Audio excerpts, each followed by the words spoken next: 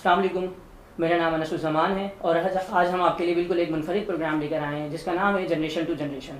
इस प्रोग्राम के अंदर हम अपने जो मेहमान हैं उनसे बात करेंगे, जिसके अंदर हम गुज़िश्ता दौर और नए दौर के हवाले से ज़्यादतीज़ के आगाही के बारे में मालूमात हासिल करें। अगर हम पिछली 2 दिहाइयों से देखें तो पाकिस्तान ज़्यादतीज़ की शरह में बहुत तेज़ी से आगे बढ़ चुका है। हम अपने प्रोग्राम की शुरुआत अपने मेहमानों की तरफ से शुरू करते हैं। हमारे साथ हैं डॉक्टर इम्तियाज़ जो कि माहिर ज़्यादतीज़ हैं, और हमारे साथ मौजूद हैं डॉक्टर सलमान जो कि कंसल्टेंट हैं। अपनी गुफ्तगू का आगाज़ डॉक्टर इम्तियाज़ से करते हैं। अस्सलाम वालेकुम सर, आप खैरियत से? वालेकुम सलाम, मैं बिल्कुल खैरियत से हूँ। सर, सबसे पहले बहुत बहुत शुक्रिया कि आपने अपने बिज़ी वक्त में से हमें ये टाइम निकाला, बहुत शुक्रिया। अच्छा, सबसे पहले सर हम कुछ तस्वीर के ज़रिए गुफ्तगू को आगे बढ़ाएंगे, कुछ तस्वीर के ज़रिए, ताकि हमारी नाज़रीन इस प्रोग्राम को समझने में उनके लिए आगाही हो।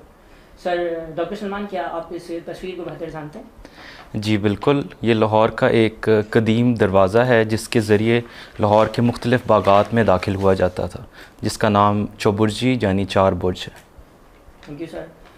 बिल्कुल जिस तरह से सर ने बताया, यहाँ ये बात बताते चलें, ये चौबुर्जी लाहौर में मुग़ल दौर की एक यादगार है। ये 1646 सन के अंदर जो है बादशाह शाहजहाँ के दौर में तामीर हुई। सर, आप कुछ जानेंगे इस तस्वीर से? ये एक कदीम बल्कि कुछ अरसा पहले के ज़माने का एक टीवी है जिसमें मुख्तलिफ़ पुराने प्रोग्राम्स जैसे कार्टून और जो ज़्यादातर ब्लैक एंड वाइट में होते थे वो दिखाए जाते थे।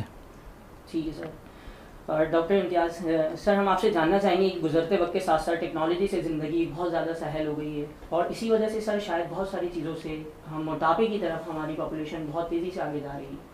तो सर, आप क्या कहेंगे इस बारे में? सर देखिए, जो मॉडर्नाइजेशन है ना, उसके फ़ायदे भी हैं और नुकसान भी हैं। जैसे हर चीज़ को कुछ फ़ायदे हैं और कुछ नुकसान हैं। तो हम at the end of the day हम ये देखते हैं कि किस चीज़ का फ़ायदा ज़्यादा, नुकसान ज़्यादा है। तो मॉडर्नाइजेशन के फ़ायदे तो बहुत ज़्यादा हुए, इंसान के करीब आ गया और इंसान से दूर भी हो गया। मैं मोबाइल पे अपने किसी दूर दराज दोस्त से बैठा हुआ गुफ्तगू कर सकता हूँ या उससे चैट कर सकता हूँ, लेकिन मेरे साथ जो मेरा भाई बैठा है उससे मैं बात नहीं कर रहा। तो ये इसका एक हमें बुरा पहलू भी है और एक अच्छा पहलू भी है कि आपको क्लोज भी लेके आया और दूर भी लेके चला गया। एक तो ये बात है। इसी तरह जब टेक्नोलॉजी की बात करते हैं तो उसका फ़ायदा ये हुआ कि टेक्नोलॉजी ने हमें बहुत सारी चीज़ें हमारे घर पे, हमारे डोर स्टेप पे आके ला के दे दी, जिसके लिए हम पहले टीवी जैसे आपने दिखाया, इसका रिमोट के बगैर होता था। हम टीवी का स्विच बदलने के लिए जाते थे, इसके एरियल ठीक करते थे, ऊपर जाते थे, सीढ़ियों पर जाते थे। इसका हर दफ़ा उसका जब चैनल चेंज करना होता था उसके लिए बटन के लिए उठ के जाना पड़ता था। तो कुछ ना कुछ हमारी कैलोरी जल रही होती थी। लेकिन अब क्या है कि रिमोट हमारे पास है, हम घर बैठे अपना एयर कंडीशनर, बल्कि रिमोट बैठे हो किसी अपने ऑफिस से बैठे हो, अपना घर का एसी, घर का गीज़र और घर के सारी अप्लाइंसेस हम उसको कंट्रोल कर सकते हैं। तो हमारी जो फिज़िकल एक्टिविटी है, फिज़िकल एफर्ट्स है, यानी जिस्मानी मशक्क़त है, वो बिल्कुल ना होने के बराबर है। तो उसका नतीजा क्या हुआ कि हम जो गैर ज़रूरी तौर पे हम बिल्कुल सुस्तुल वजूद हो गए, और जब सुस्तुल वजूद हुए तो इससे मोटापे का ने भी जन्म लिया। और मोटापा आप जानते हैं तो हर बीमारी की एक जड़ है, और हर बीमारी इसी से फूटती है। यही सर चश्मा है जिससे हर बीमारी फूटी जाए। बहुत शुक्रिया सर। सर, डॉक्टर सलमान साहब, मैं आपसे ये जानना चाहूँगा सर, खेल कूद के मैदान में जहाँ पे सर पहले ये मैदानों में बहुत ज़्यादा जो है जाया जाता था ग्राउंड में, अगर हम सर अपने बचपन की बात करते हैं तो वहाँ बहुत अच्छी प्रैक्टिसेस होती थी, लोग क्रिकेट खेलने और फुटबॉल खेलने। अनफॉर्चुनेटली आज बहुत ज़्यादा जो है हम मोबाइल्स की तरफ चले गए, जिस तरह से सर ने भी बताया। तो सर, आपको ये तस्वीर देख के क्या नज़र आते हैं? सर, आप क्या कहेंगे? कुछ यादें आपकी? यही कहना चाहूँगा कि जैसे जैसे टाइम गुज़रा है, हमारे शहर बड़े हैं और हमारे पार्क्स कम हो गए हैं। हमारी सड़कें तो ज़रूर बढ़ी हैं, लेकिन उन्होंने जो पार्क्स का एरिया, खेल कूद के मैदान हैं, उनको काफ़ी हद तक छोटा कर दिया। शायद ये भी एक वजह है, और फास्ट पेस एक लाइफ की हो गई है, जिस वजह से अब जो प्रेफर करते हैं कि फ़ोन, जेब से फ़ोन निकाल कर वो यूज़ किया जाए, ना कि बाहर जाकर। इवन अगर गेम खेलनी है किसी ने, वो प्रेफर करेगा मैं क्रिकेट अपने फ़ोन पे खेल लूँ, बजाय कि जाकर एफ़र्ट करूँ, बैट लूँ और जाके ख़रीदूँ। उसमें ख़र्चा भी कम है और आराइश भी है।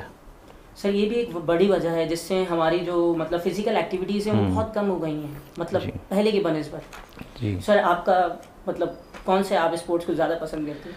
मैंने हमेशा से क्रिकेट ही खेलना पसंद किया है, लेकिन जैसे ही ख़ास तौर पर माहौलियाती आलूदगी की वजह से और मुख्तलिफ साथ लाइफ का एक जो तेज़ हो गई साथ अपने करियर में आगे, तो वो फिर आहिस्ता आहिस्ता कम होता गया। सर कभी ऐसा हुआ जैसे मतलब आप क्रिकेट खेल रहे हो ग्राउंड में अपने मतलब स्कूल टाइम पे, कॉलेज टाइम पे, और आपको वहाँ से बुला लिया गया हो घर में, या आपको ज़बरदस्ती जाना पड़ा, कभी कोई ऐसा एक्सपीरियंस रहा आपका? एक मैंने जो तब्दीली महसूस की है कि हमारे पेरेंट्स ने हमेशा हमें इनकरेज किया कि आप बाहर जाकर खेलें ज़्यादा से ज़्यादा। शायद इसकी वजह एक थी कि वो मेडिकल प्रोफेशन से ताल्लुक़ रखते थे और उनको इस बात का एहसास था कि अगर बाहर जाके खेलेंगे तो किन किन बीमारियों से बचा जा सकता है। लेकिन अब मैंने देखा है पेरेंट्स का ज़्यादा जो होता है ज़ोर कि एकेडमी, ट्यूशन्स वगैरह में बच्चे को भेज दिया जाए, ना कि अगर वो कहेगा कि क्रिकेट खेलनी है या मैंने फ़ुटबॉल खेलने जाना है, उसको इतना इनकरेज नहीं किया जाता। तो ये एक पेरेंटल रवैये में भी मेरा ख्याल है एक तब्दीली आई है। और सर इसकी एक बड़ी वजह भी है कि हमारे जो मतलब यंग जनरेशन है वो इस तरफ अब क्रिकेट फिजिकल एक्टिविटीज़ की तरफ नहीं जाती। Unfortunately fortunately they are using mobile phone और लैपटॉप्स, और इस वजह से जो है वो फिज़िकल एक्टिविटीज़ में अब इतने मशगूल नहीं रहे। जी, इसमें अब नौजवानों को भी हम ब्लेम कर सकते हैं, लेकिन अब एक ये ट्रेंड बन चुका हुआ है, क्योंकि अब अगर कोई क्रिकेट खेलना चाहेगा उसका दूसरा दोस्त वो मोबाइल पे लगा होगा, वो कहेगा कि हम घर आके वीडियो गेम खेल लेते हैं। उसमें ज़ाहिर है एक थ्रिल भी ज़्यादा है, और वो पुराना अब ट्रैफिक के हालात और बाहर लॉ एंड ऑर्डर सिचुएशन ख़ास तौर पर, तो उसकी वजह से पेरेंट्स भी थोड़े स्केप्टिकल होते हैं कि हम बच्चे को बाहर भेजें कि ना। सर ये कुछ पहले के वक्तों के अमूमी तौर पर इस तरह के खाने जो है कुछ खाए जाते थे, और आज जो है सर बहुत ज़्यादा जंक फूड का इस्तेमाल, और हर चीज़ जो है आपकी दहलीज पर मौजूद है, ये कॉल करें फूड पांडा और मल्टीपल ऑप्शंस मौजूद हैं। तो सर आप मतलब क्या कहेंगे कि ये भी एक बड़ी वजह है डायबिटीज़ की, जो आज हमारे मतलब पॉपुलेशन के अंदर बहुत तेज़ी से बढ़ रही है? देखिए, जो डायबिटीज़ है ना, इसको तो अब दुनिया में डिजीज़ तो कहा नहीं जाता। डायबिटीज़ को एक लाइफस्टाइल कहा जाता है, और एक पैरेलल लाइफस्टाइल का नाम दिया जाता है कि एक ऐसा लाइफस्टाइल जो अच्छा लाइफस्टाइल है, और हर जो नॉर्मल आदमी जिसको अगर डायबिटीज़ नहीं है उसको वही काम करने चाहिए जो डायबिटिक को करने चाहिए। तो इसके लिए अब डायबिटिक पेशेंट नहीं कहते, इसको डायबिटिक पर्सन कहते हैं। तो डायबिटिक पर्सन का नाम दे दिया कि जो कुछ लोग इसको और प्यार से मीठे लोग भी कहते हैं कि ऐसे लोग जो मीठे लोग हैं। तो ज़ाहिर है कि ये इसमें बहुत सारी चीज़ें इसमें, जैसे हमारी फूड है, हमारी ओवर द टाइम पीरियड हमारा बहुत तब्दील हो गया हुआ है। यानी हम बचपन में हमारे जो मुझे अच्छी तरह याद है, हमारे जो घरों में जो ज़्यादा है सब्जियों का इस्तेमाल ज़्यादा होता था, कभी कभार गोश्त होता था, और ये जो थे जो बर्गर्स या शवारमा या इस तरह की पिज़्ज़ा, इसका तो हमने नाम ही नहीं सुना था। ये कभी मेलों ठेलों में कभी कोई इस तरह की कोई एनर्जी डेंस फूड वगैरह हम ले लेते थे, तो लेकिन सादा लोग ग़िज़ा जो है वो इस्तेमाल करते थे। और जो चीज़ सबसे ज़्यादा मैंने अभी देखी है रिसेंट पास्ट में अपने जो पेशेंट्स के अंदर भी मैंने देखा है कि हमारा जो ओवरऑल लाइफस्टाइल है ना, वो इतना ख़राब हो चुका हुआ है कि पहले हम लोग सुबह जब फजर पे उठा दिया जाता था, और हमें ज़बरदस्ती उठा दिया जाता था, और बाद में फजर के बाद आपको सोना एक किस्म का आपके लिए एक हराम चीज़ समझी जाती थी कि जो पेरेंट्स हैं वो आपको कहते थे अब तो सोना ये तो बिल्कुल नहुसत है। लेकिन आपको कुछ ऐसे नोट किया होगा कि अब लोग सुबह को सोना एक रूटीन नॉर्म बन गया हुआ है। हालांकि वो जो वक्त है कि उस वक्त जो साइंस भी ये कहती है कि आपकी जो सेंसिटिविटी है वो मैक्सिमम होती है, आपका बॉडी रिस्पॉन्ड करता है, आपकी जो जब आप सिस्टम का आपका जो सुबह आंखें खोलते हैं तो आपके बॉडी सिस्टम, मेटाबॉलिक सिस्टम ये एक्टिवेट हो जाता है। जैसे आप कुछ लोग नाश्ता नहीं करते, कहते हम नाश्ता 12-1 बजे करेंगे, तो किसी में नाश्ते का जो रूटीन टाइम है जिस वक्त नाश्ता किया जाता है, नाश्ता आपको किक स्टार्ट का टाइम वक्त किक स्टार्ट का काम देता है। जैसे आप गाड़ी को स्टार्ट नहीं करते और गाड़ी का थोड़ी बाद बैटरी ख़त्म होना शुरू हो जाती, तो ये जो नाश्ता है ये किक स्टार्ट का काम देता है। जो किक स्टार्ट है इससे बॉडी आपका एक्टिव हो जाता है और आपका मेटाबॉलिज्म एक्टिव हो जाता है, आप मोटापे की तरफ नहीं जाते। जो लोग नाश्ता नहीं करते वो मोटापे का ज़्यादा जल्दी शिकार होते हैं। तो ये एक बहुत बड़ी चेंज आई है। दूसरा मेरे ख्याल से कोविड ने ना जो कुछ चेंजेस चल रही थी, कोविड की जो एपिडेमिक जो 2019 से शुरू हुई और फिर 20-21 तक जो चलता रहा सिस्टम, इसने बिल्कुल लाइफस्टाइल को एक किस्म का ख़त्म कर दिया, नेगेटिव साइड पे तबाह बर्बाद कर दिया। इसलिए कि जो होम डिलीवरीज़ का जो कॉन्सेप्ट है, वर्क फ्रॉम होम और होम डिलीवरीज़ का जो कॉन्सेप्ट है बहुत ज़्यादा डेवलप कर गया। और इवन ये देखें कि आपको वो जो लोग होम डिलीवरी करते हैं वो आपको आपके घर पे आपके डोरबेल भी नहीं बजाते, वो तो आपको कॉल करते हैं। आप रात के 1 बजे या 2 बजे या रात को 3 बजे भी खाना मंगवा सकते हैं, खाना खा सकते हैं। तो कभी ये मुमकिन नहीं था कुछ अर्सा पहले कि आपको भी खाने को दिल करता है या तो घर से खाएंगे या सुबह का इंतज़ार करेंगे। तो इस चीज़ ने हमारी यंगर जनरेशन के अंदर बहुत बड़ी तब्दीली, और मैं बहुत सारे केसेस देखता हूँ जो ओबेसिटी का शिकार है, यंग बच्चे 15-16 साल के बच्चे बच्चियाँ ओबेसिटी का शिकार हैं और डायबिटीज़ अल्टीमेटली आ रही है। तो हमारी यंगर जनरेशन के अंदर जो डायबिटीज़ का जो इंसिडेंस है वो इंक्रीज़ कर रहा है, और ये बड़ी एक अफसोसनाक बात है। सर डायबिटीज़ से बचने के लिए किन ग़िज़ाओं का इस्तेमाल ज़्यादा ज़रूरी है?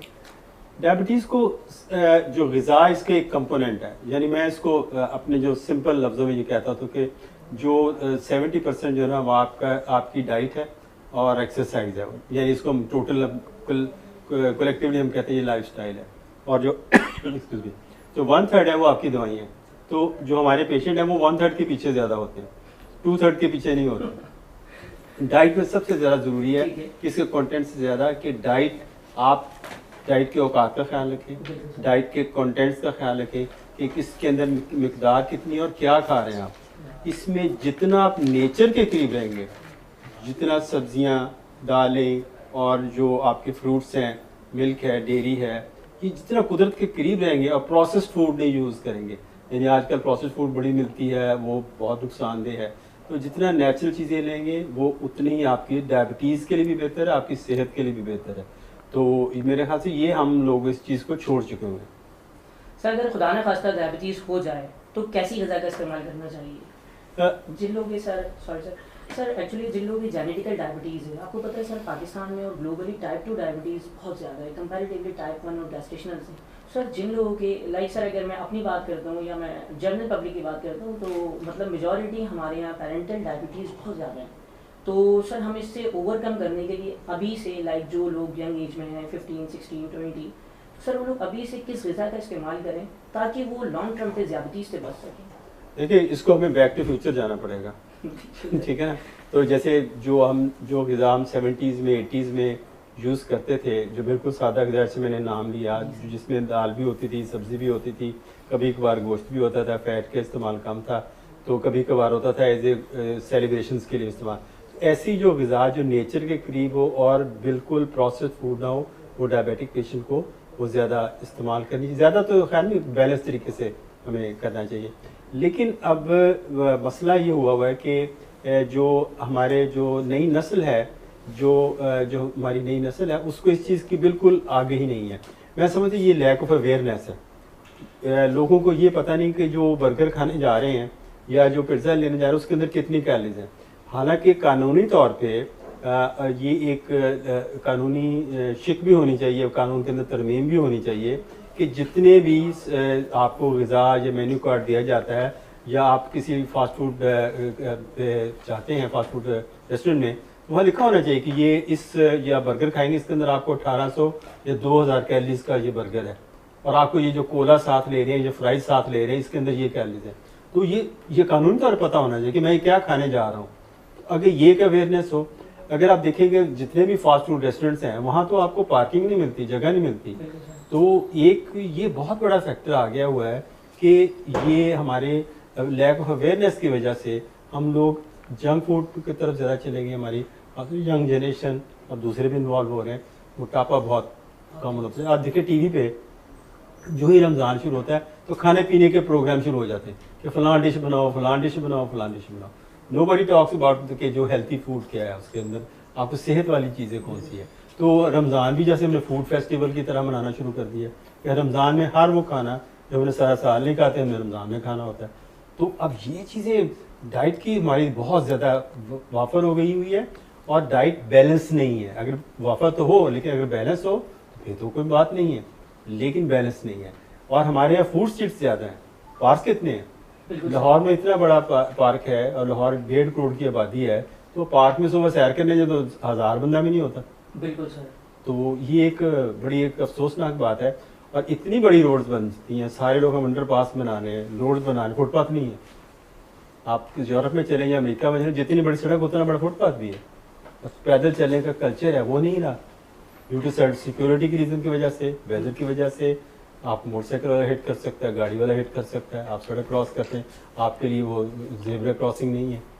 तो ये बहुत सारी चीज़ें हैं जो हमें सोशली हमें चीज़ें देखना पड़ेगा। इसमें कानून साजी की ज़रूरत है, अवेयरनेस की भी ज़रूरत है। बिल्कुल सर, बहुत अच्छा सर आपने बताया। डॉक्टर सलमान, आपसे मैं जानना चाहूँगा सर, आपकी फेवरेट डिश क्या है? मेरी फेवरेट डिश वैसे तो मुझे चाइनीज़ फूड पसंद है, और उसमें भी कंग पाओ चिकन। अच्छा जी ठीक है सर।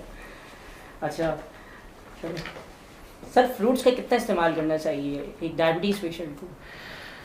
फ्रूट्स का देखें, जो भी चीज़ इस्तेमाल की जाए उसको इवन फ्रूट्स का इस्तेमाल भी एक्सेस में नहीं होना चाहिए। हमेशा हर चीज़ में ही, जैसे लाइफ में हर चीज़ में, खुराक में भी हम भूल जाते हैं कि हमें एक बैलेंस मेंटेन करना है। एक चीज़ का ज़्यादा भी नुकसानदेह और उसका कम भी नुकसानदेह, तो हमें हमेशा राइट बैलेंस स्ट्राइक करना है। और उसके लिए आपको आपका अपने तबीब के साथ आप उसमें मशवरे में रहें कि आप कितना ले सकते हैं। मसलन कुछ जो फल हैं जैसे आम, वो शुगर को ज़्यादा बढ़ा सकते हैं बजाय कि एक सेब है जैसे।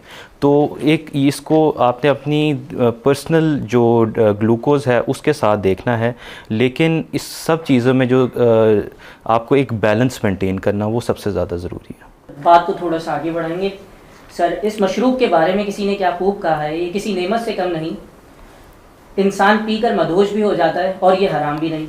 जी हाँ, मैं बात कर रहा हूँ सर लस्सी की।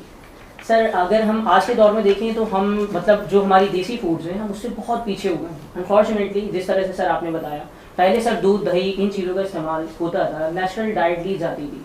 आज के दौर में आपने वो बस जो आपको रेडीमेड ड्रिंक्स मिल रहे हैं आप उन्हीं की तरफ जा रहे हैं। मतलब जो हमारे मरीज़ हैं वो सारे के सारे, हमारे जो पॉपुलेशन है वो सब उस तरफ डाइवर्ट हो रही है। सर इसका इंसानी ज़िंदगी पर क्या एक रद्द-ए-अमल है?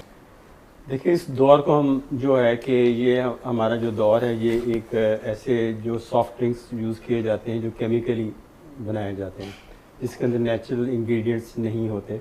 और इसको बेसिकली उसके पीछे जो मकसद है वो एक है कि उसको टेस्ट डेवलप किया जाए उसके अंदर, और उसको लिए कुछ उसके साथ ज़्यादा मेरे ख्याल से जो पीछे प्रमोशंस हैं। और ये आप ये हमेशा देखेंगे कि ये जो और ये अनहेल्दी फूड है।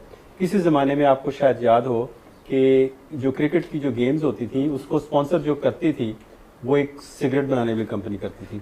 और आजकल भी जो आप जितनी भी स्पोर्ट्स हैं उसको ये जो ड्रिंक्स बनाने वाले जो है कंपनीज वो सपोर्ट करती हैं कि ये ड्रिंक्स के साथ, और वो लोगों को पीते दिखाया जाता है कि जो बड़ा एंजॉय कर रहे हैं। हालांकि ये अगर हम फिर वही जब बैक टू फ्यूचर जब जाते हैं, अगर आप लस्सी का इस्तेमाल करें, अगर आप लस्सी में हल्का सा नमक डाल लेते हैं, अगर आप ब्लड प्रेशर नहीं है, और गर्मियों के दिनों में जो नींबू पानी जिसको स्कंजबीन भी कहते हैं वो यूज़ करें। नींबू के अंदर पोटेशियम भी है, थोड़ा सा अगर उस पर नमक भी डाल लेते हैं तो आपका सोडियम की भी कमी पूरी हो जाती है। पानी उसके अंदर है। कुछ लोग जो गाँव के लोग होते हैं वो सत्तू इस्तेमाल करते, sattu is rich source of fibre, वो इस्तेमाल करते थे और पानी भी इसको साथ मिलता था। तो ये जो हमारे ड्रिंक्स थे ये बिल्कुल इस मौसम के साथ कस्टमाइज थे। हम लोगों की ज़रूरत के मुताबिक, हर आदमी की सेहत और ज़रूरत के मुताबिक वो इस्तेमाल कर सकता था। तो ये जो चीज़ें हैं ये अब इस हमें लोग शायद मेरे ख्याल से आइंदा 10 साल में शायद कोई जो आइंदा नस्ल है वो उसका शायद नाम भी भूल जाए कि कभी इस किस्म के भी ड्रिंक्स होते थे। बिल्कुल सर। सर अब अगर किसी को डायबिटीज़ हो जाती है तो आजकल ये भी एक रिवाज है कि बहुत सारे लोग टोटकों का जो है वो इस्तेमाल कर रहे होते हैं, ना कि किसी बेहतर नॉलेज के पास जाएं। सर इस बारे में आप क्या कहेंगे कि मतलब वो फिर जब आप लोग आपके पास आते हैं सर, जब उनकी डायबिटीज़ को टाइम हो जाता है आफ्टर 1, 2 ईयर, 4 ईयर, जब सर वो पेशेंट जो है बैलेंस नहीं रह पाता या शायद वो अपने आप को कंट्रोल नहीं कर पाता, सर आप इस बारे में आप नाज़रीन को क्या सजेशन देंगे? देखिए, हम लोग बेसिकली शॉर्टकट पेशेंट हैं। शॉर्टकट हम अगर रास्ता सीधा भी होगा, साफ भी होगा और सेफ होगा, लेकिन हम शॉर्टकट की तरफ जा रहे होंगे। आपने बहुत दफ़ा देखा होगा लोग वन वे के ऊंचा उल्टा आ रहे होते हैं कि यहाँ से शॉर्टकट है, चाहे खुदा ना खास्ता है उनका कोई एक्सीडेंट भी हो जाए। तो हम शॉर्टकट्स को पसंद करते हैं, शायद एक ह्यूमन नेचर भी है। लेकिन डायबिटीज़ में देयर इज़ नो शॉर्टकट, और किसी भी कामयाबी के लिए कोई शॉर्टकट नहीं होता। बंदे ने कि ये मैंने कब किया तो मैं बड़ा शॉर्टकट, बड़ा कामयाब हो गया। तो कोई भी चीज़ जो हम टोटके इस्तेमाल करते हैं, बिकॉज ये जो टोटके हैं ये साइंटिफिकली बेस्ड नहीं है, रिसर्च बेस्ड नहीं है। रेंडमाइज कंट्रोल ट्रायल, यानी जब आप दवाई कोई लेके आते हैं या कोई चीज़ आप ट्रीटमेंट ईजाद करते हैं, कोई बंदा ग्रुप ऑफ साइंटिस्ट ईजाद करता है, तो उसके पीछे उसके ट्रायल्स होते हैं, फेज़ 1, फेज़ 2, फेज़ 3 ट्रायल होते हैं, जिसके बाद फिर पोस्ट मार्केटिंग ट्रायल जो होता है कि आप मार्केट में डालने के बाद, तो इसके पीछे एक रिसर्च होती है और उसको कंपेयर किया जाता है जो वो दवाई जो एक फेक दवाई हम देते हैं और असल दवाई को उसके साथ कंपेयर किया जाता है, और मरीज़ को इसका पता नहीं होता कि वो फेक ले रहा है या दूसरी ले रहा है। तो उसके बाद उसको मुकाबला किया, क्या वाकई इसका मरीज़ को फ़ायदा पहुंचता है कि नहीं पहुंचता, और इसके क्या साइड इफ़ेक्ट्स हैं। तो टोटकों में ऐसी कोई चीज़ नहीं है। टोटकों में आपने कहना भी सुबह उठे कि आपको ख्वाब में कुछ चीज़ नज़र आ गई या कहीं से वो पता चल गई, ये खानी शुरू कर दो। तो वो हम उस सारे अंधाधुंध, वो सारा मीडिया इतना स्ट्रॉन्ग है, आपकी उस पर आ जाता है, फेसबुक पे आ जाता है, आपके व्हाट्सएप ग्रुप में शामिल हो जाती है चीज़ें, लोग उसको अंधाधुंध इस्तेमाल करते हैं, फिर वो आते हैं कहते हैं जी हमें ये मसला। तो इसका मैं सिंपल, कई लोग कहते हैं जी हम ये कर सकते हैं। अच्छा, फिर वो हम ये कहते हैं कि मैं कहता हूँ कि अगर आपको मोबाइल ख़राब हो जाए तो आप किसी सब्ज़ी वाले से तो ठीक नहीं कराने चले जाते, ये मेरा मोबाइल ठीक कर दो। तो ये कैसे हो सकता है कि आपका जिस्म ख़राब है और आपको कोई बीमारी है, तो आप किसी मुआलिज के बगैर आप किसी दूसरे से पूछने चले जाएं जिसको उसके इल्म नहीं है। तो ये एक बड़ी अनहोनी सी बात है। फिर लोग कहते हैं हम तो वो पुरानी वाली चीज़ लें, नुस्खा लेंगे। तो मैंने कहा आपके पास फ़ोन कौन सा है, वो कहेंगे जी मेरे पास तो आईफोन है, आईफोन 15 या 14 वोट जो भी है मेरे पास तो वो है। तो मैंने कहा आपने वो नहीं रखा 3310 वाला फ़ोन नहीं रखा हुआ? तो वो कहते हैं जी नहीं हमारे पास तो ये वाला फ़ोन। मैं क्या, फ़ोन आपका मॉडर्न है, ट्रीटमेंट आपका उसके मुताबिक नहीं है, ट्रीटमेंट आप 200 साल वाला पहले करना चाहते हैं। तो ये एक बड़ा एक तजाद सा है। सर आखिर में डायबिटीज़ मैनेजमेंट को अगर हम समराइज़ करें तो वो 4 इंपॉर्टेंट फैक्ट्स और पिलर्स क्या होंगे, आप क्या कहेंगे सर? डायबिटीज़ को मैनेजमेंट के लिए बेसिकली सबसे पहले देखना कि आप ये तस्लीम करें आपको डायबिटीज़ होगी। लोग डिनाइल में होते हैं, डायबिटीज़ को तस्लीम नहीं करते कि मुझे डायबिटीज़ होगी है, और इसे डिनाइल में काफ़ी अर्सा गुजार देते हैं, डॉक्टर के पास नहीं जाते, अपनी शुगर टेस्ट नहीं करते।